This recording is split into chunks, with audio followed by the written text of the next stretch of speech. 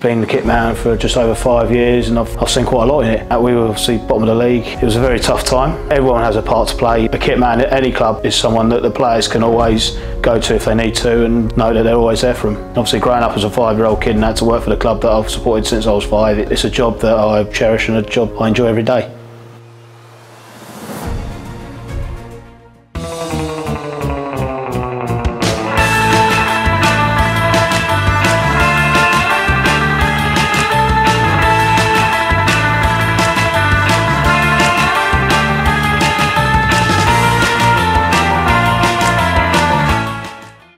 Basically just putting the boots out for the boys. This is the hard bit, remembering whose boots are whose, but so most of the time, once I've done it for so long, I like to think I know what I'm doing, so it's just a case of remembering everyone's boots, but we get the hang of it at the end of the day. You have to like wash it all after the games? No, the boys do that themselves. The boys, they always wash their own boots if they want to wash them. So I leave that entirely up to them. So with the kit, what do you have to do then? What's the washing procedure? So when I get back, when the game's finished and that, I mean, fortunately enough, I've got a washing machine at the stadium, so it's not too bad. So I can get a bit of it done there. But obviously, when I get back home from an away day, it's normally literally unload the van, chuck it straight, like unload it, put all the stuff away, put all the washing in, and then crack on and just crack on with it really. So it's a long process. To be fair, it's that bit that's probably the longest bit out of the lot. So I always, before games and that, I'll always do like packs for them all, as you can see there. So they all have a pack each of what they normally have before a game. So some of the guys, for example, you've got Macca there, he's got, see, like Under Armour, 2 pairs of slips, 2 socks, match socks, and a top or warm-up top, and obviously they'll have a jumper and bottoms as well, which I'll put out in a minute. But yeah, most of them are all literally just like, they all have all what they need and that. So if they specifically want Under Armour or specifically want certain like socks, for example, some of the guys wear, well, 99.9% of the guys wear shorts, the cut socks, whereas some of the guys have long socks. Obviously, Pidge is a long sock guy, so he has long socks, but he's the only one that really does at this team. So the rest of them all cut ones, which are made, which you get in, specially made, so they're all cut already for them. Saves them all from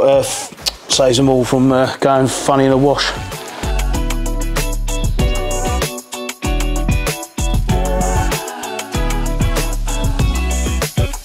So why Stevenage? My club, my hometown club. Born and raised in Stevenage, and been a fan of the club since I was 5 years old. So who got you in Stevenage? My old man. My old man took me to my first game, obviously when I was 5, and yeah, literally not looked back since. And how did it become Stevenage Kitman? Just out of the blue. I mean, I ran the supporters team for near on 10, 11, 12 years.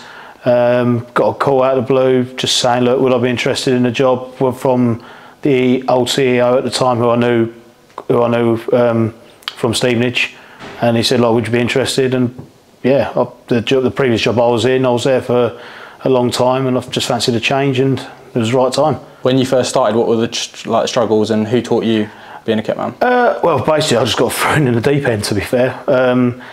I came in and literally just had to learn right there and then on the spot what I had to do and what things and that. So obviously it was nerve-wracking at first, because obviously I had to learn everything, what the processes was. But I like to think once I've got something done for the first time and I like to know what I think I'm doing. Obviously you say like this have some great memories and that, but what are the memories that you remember being a Stevenage fan and also working for the club? As a fan, for me, it'd be Newcastle in '98. I was only 10 years old at the time, but I still remember the day. And that, obviously, being the first team to win at the new Wembley was also a highlight of mine. And obviously getting promotions to Football League. They're the 3 main ones I can think of straight away, and 3 that I still remember now. Obviously with football, there's ups and downs and that. What are the kind of hard times that you've had to deal with at Stevenage? Obviously the COVID season was tough, because obviously with no fans and that, but obviously the season, where the season which COVID curtain railed and that, we were obviously bottom of the league. It was a very tough time for everyone involved, not just the players, but obviously the staff and the fans. It was a very tough time. Obviously, we got a reprieve because of Macclesfield, but I like to think as much as we weren't good enough to stay in that league that year, we should have gone up back in '96. So it's kind of evens itself out. With all like the hard times and stuff like that, how do you feel like Stevenage has come together as a family? Oh, the last couple of seasons, like the last 2 seasons and that, there's a lot more positive energy around the place. There's a lot more drive to succeed and that. I mean, obviously, it's all come with the results on the pitch, but I think the club off the pitch as well has done a lot of good work off it in terms of the community and that, and it's raised the profile. And obviously, with the results going the way we've done, of getting promotion last year, it's kind of kick-started us. And what is the biggest challenges in your job? Biggest challenge is remembering everything. That is pretty much it. But no, it's just remembering everything, making sure the boys have got everything they need for the game and at training. Just trying to be that smiley face around there for them as well. From like day to day, like what do you have to do being the kit man? So I normally start my day around about 7:30, 8 o'clock in the morning. So I'll go in, make sure the boys' training gear is all ready for them, make sure everything's good for them, footballs and all that are all sorted, ready to go. And then obviously, like literally just seeing if they need anything else, if they require anything. Obviously, training wise, I'll always be out there helping out as much as I can. And then obviously afterwards, once the boys are gone, it's just a case of getting everything washed, everything ready to go, get it all ready for the following day. And that feeling on match day, how do you feel like that you help the team? Everyone has a part to play in terms of the staff and the players and that. But I like to think I have a small part to play in terms of like just making sure everything's ready to go and that they're prepared in the right way possible.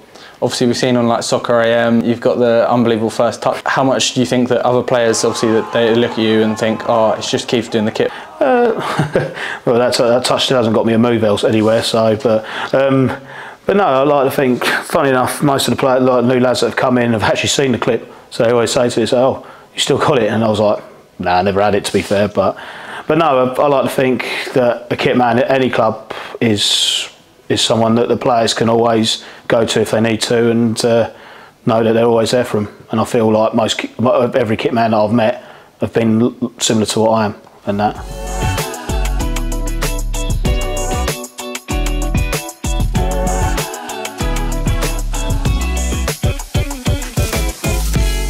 So I sponsor kit manager Keith Bell. Obviously he's a friend of mine and the club offer player sponsorships, and I thought one day, why not sponsor Keith? He is the kit manager. We present a lot of coverage on kits and retro and nostalgia, so it's a perfect opportunity for us to get involved. Done a few little quirky bits for Keith Bell.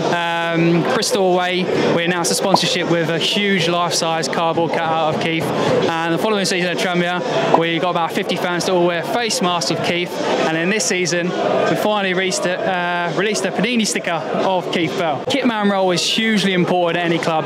It obviously serves a big importance to team morale, and quoted by our own player Elliot List, he is the heart and soul of the club.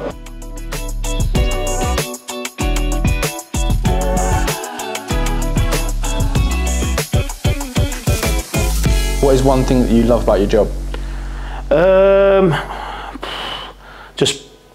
Just being my club, and that it's just nice to have that hometown feel. And obviously growing up as a 5-year-old kid and that, to work for the club that I've supported since I was 5, it's a job that I cherish and a job that I enjoy every day. And obviously since the gaffer's come in, obviously gone from 0 to 100, what's the relationship between you and him, and what does he expect from you?